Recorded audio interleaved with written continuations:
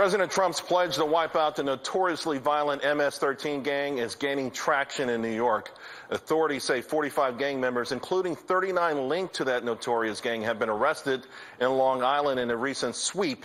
Here to discuss with him now, Jessie Jane Duff and Gina Loudon. Ladies, this is absolutely amazing. We talk about all the things that have harmed this country, particularly all the things that we've allowed to fester over the last 8 years. But this is the most violent gang, I think, that we've ever known. Their tactics are right up there with ISIS.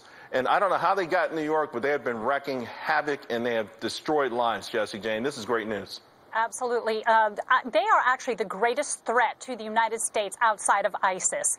They are originally from El Salvador, and this type of gang activity is because these young children, when they were young, walking home from school, would see decapitated bodies on the side of the road. As they fled their country and came here, we now have generations of MS-13. They have taken over even the narco drug routes from the Bloods, Crips, and they're a dominant force in all of our federal penitentiaries.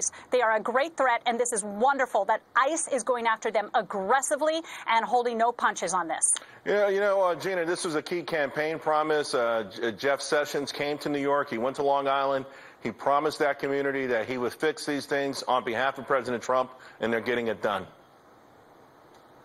This is such promising news, Charles. As somebody who lives right on the border and spends a lot of time also in New York, I can tell you that I know very personal incidents right along these lines from this particular gang. They, of course, their leadership has asked them to, or ordered them rather, to kill people in New York. And the way they do their killings is ritualistic and satanic, often with machetes, even sticks, chopping off of limbs, things like this. It's a very sickening, kind of perverse order. And upon initiation, just to get into this gang, you're ordered to, quote unquote, get wet, which means to shed blood of another human being. And so this has really come down to essentially being a sort of a terrorist organization within our walls. I think we tend to think of gangs as something that only happens in cities and prey upon one another, but it's vastly expanded beyond that. And so I'm glad that President Trump is giving it this attention. And to your point, Jessie Jane, this is something that we've actually allowed to be imported into our country.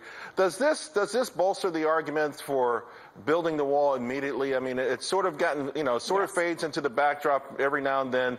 It was talked about a lot today on social media after Ann Coulter was complaining. But, we know President Trump has his plate full, but does the American public need to understand there's a reason we need that wall?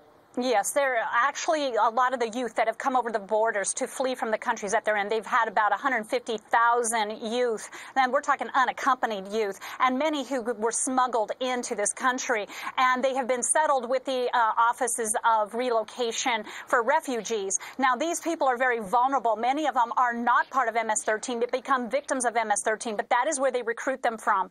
So they get a lot of these young people who are here trying to escape where they came from, where there was probably MS-13, and they get recruited right into it. These are guerrilla warfare. They know how to even create weapons when there's no weapons that exist. They're trained this. It's generational, and so they're very advanced in their techniques and brutalizing people and make their money off of drug trafficking, robbery, and all of the other usual nonsense that most gangs do. Today, I didn't get a chance to ask you earlier today, President Trump's reversing some of these Obama moves with Cuba. Certainly, that was one of the more embarrassing, I think, aspects of President Obama's candidacy when he did the wave and that weird handshake, broken wrist kind of thing.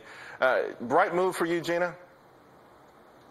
The contrast of President Obama shaking hands with a dictator regime compared with the contrast of the president today, President Trump, shaking hands with the victims of these humanitarian atrocities, the real people of Cuba, our immigrants here in the United States. A truly beautiful step toward making America great again. Yes. All right, ladies, thank you very much. And by the way, just want to update you on that ship, the USS Fitzgerald, which collided with a Philippine merchant ship in